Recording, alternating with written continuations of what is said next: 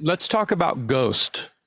Let's talk about, because you're talking about Ghost. You gave them their own chapter about how close you were, and how involved you were in, like, sort of like being this guy that was about to, and then all of a sudden this, and it seems to be a reoccurring theme for you to be this close and get in good and get on a fucking plane and go to their house, and then the next thing you know, it's like, what?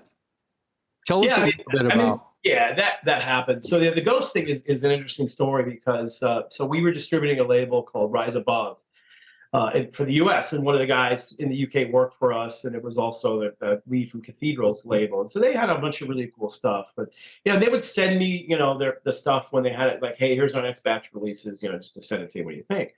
So one of them was Ghost, the first Ghost record. They sent it to me, and I listened to it. I go, oh my God, this is incredible. So I immediately called Will, and I go, dude, this Ghost record is phenomenal. He's like, really? You think so? It's a side project for a bunch of guys from like death and black metal bands. I go, no, there's something here. Like, this isn't just like a side project. This record is phenomenal.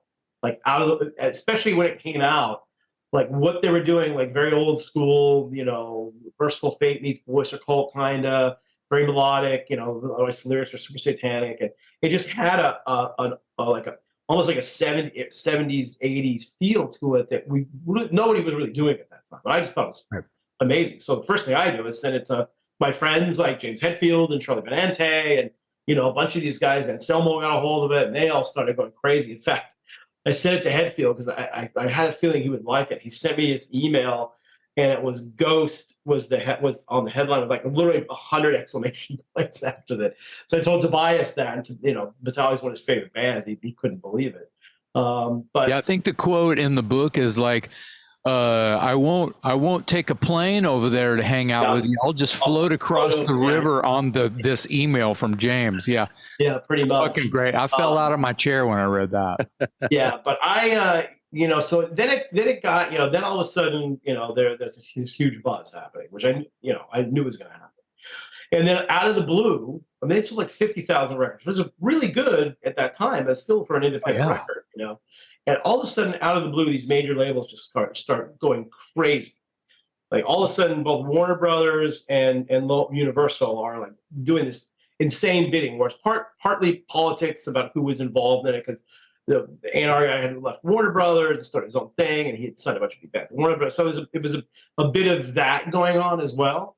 But the bidding war became insane, and I was in there trying to sign the band early on because I could see where they could get really big, but I was also very fearful that if they go to a major label directly, they could fuck. I've seen it happen a million times. They could fuck that up really bad. I love this band so much.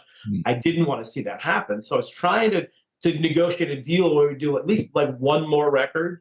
A bit selfishly too, because I love the band so much. But it just worked out where it went crazy. And then Rick Sales, who manages Slayer and Gojira, and he's a very good friend of mine. He ended up managing the band, which is good, because at least I knew, Rick knows how to work all this stuff. Oh, yeah. I talked to him about the deal because they got a ridiculously stupid deal, which is the other thing that scared me too, because like they got the kind of deal, like if they don't come out and sell, 250, 300,000 records, they're done. Like, they're done, and that's the end of it. I didn't want to see any of that stuff happen because I've seen it happen so many times before.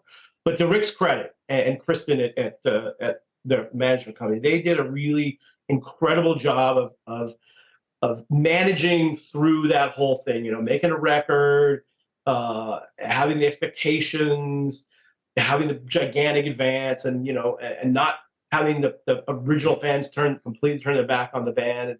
And to be fair, Tobias, who's obviously the main guy, is a really incredibly smart guy.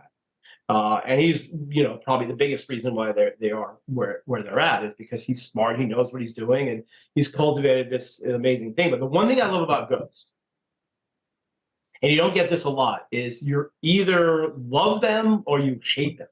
There's really no in between. There's very few people that go, yeah, they're okay. It's mostly like, I absolutely love them or I can't stand them. It's like and I love that because it's a reaction, right? You want a reaction. You don't want, I don't want to have put out a record and go, yeah, it's okay, we'll give it 3.5 out of 5 stars, something like that. And then you're in mediocre land and it means nothing. But you want somebody to go, oh my God, this is the best thing ever, or I don't like it at all. So that's that's kind of where Ghost is. Although I have converted quite a few people when they opened for Iron Maiden. I think that was a huge point in their career, because they were they're moving up the ranks and doing their thing, but they still had some people liked them, some people really hated them. I took a few friends, so they went to. I'm an Iron Maiden fanatic, so I probably went to 10 of those shows when they played in the U.S.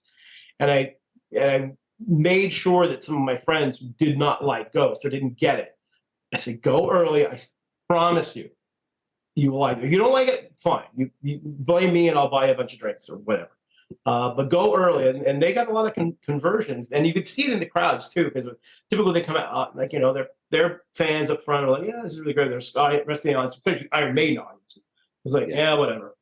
But by you'd see halfway through the show, like, oh, this is kind of good. So there's a little bit more of a reaction, and by the end of the show, you look at the crowd, and like 80% of them have their hands in the air and stuff. So, yeah, great band. I mean, there was a point I mentioned in the book where it really kind of bummed me out. The music business kind of bummed me out on that one, because I love that band so much. I really wanted to work with them. And when we didn't, there was a minute where I was like, I'm just fucking sick of this stuff, But I think if they had not gone on to the success, I would have been really bummed out about it. But they've done amazing. Oh, yeah. Continue to do amazing. They're very nice, and they're taking Amon Amarth out on the road here in the U.S. Please go see it. Tour started yesterday. They're playing sheds all over the country. It's a great package. So yeah, it's all good.